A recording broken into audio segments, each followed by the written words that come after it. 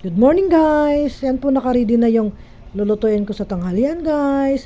Ayan yung malagkit nakababad siya kasi gagawin namin puto dayon or puto maya. Ayan, start na tayong gisa ng ating karning baboy, yung may taba-taba. Pinapalambot, pinapabrown para magmantika.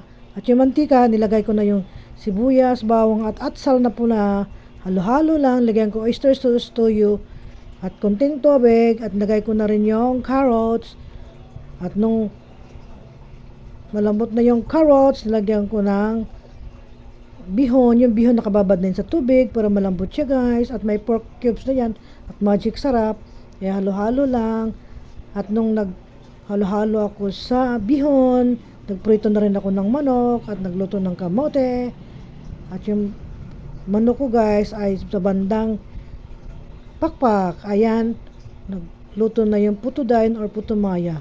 Ayan guys, nag-shake na si Popsi. Matapos na guys, yung pangalawa naming papaya, nilagay na lahat at inubos na namin yung gatas. At yung asukal, kasi panghuli na yan guys.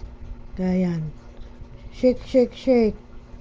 Para may shake tayo ngayong tanghalian. Kaya magre-ready na ako ng aming pagkain.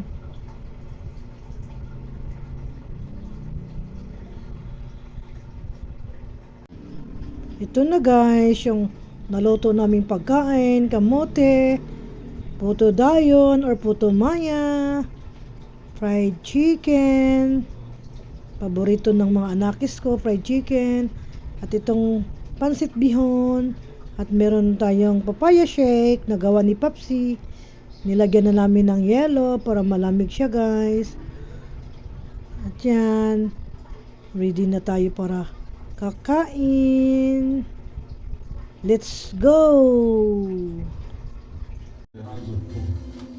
So that even handkerchiefs or aprons were brought from his body to the sick, and the disease left them, Puto and the dayon evil spirits went out. or puto maya, Those who have not received them, puto kamuti,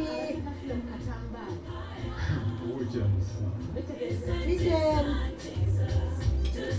pansit. Di na kami nagra-rice kasi na yung pansit. The man of God has given her his own present handkerchief. Master, where are you? And now she's passing it on the neck where she feels the pain, passing it on the shoulders, Saka papaya shake. on the upper back, wherever she feels the pain. Because this present handkerchief contains healing power of Jesus Christ. Now this healing power is entering her as she's using this present handkerchief to administer every part of her joints. This is being done in Jesus' mighty name. This is faith at work. Watch, brethren, she's now removing this new color that she's been using for support. Just move the neck color. Lord Jesus Christ has set her free. Hallelujah. Look at her ready. What is that pray? She's ready on neck. Hallelujah. Hallelujah. Yes, that's one.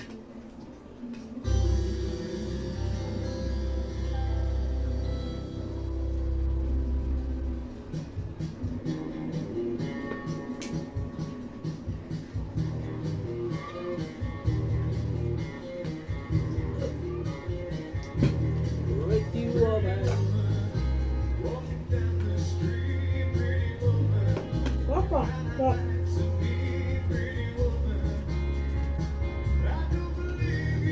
Sarap. Thank you for watching.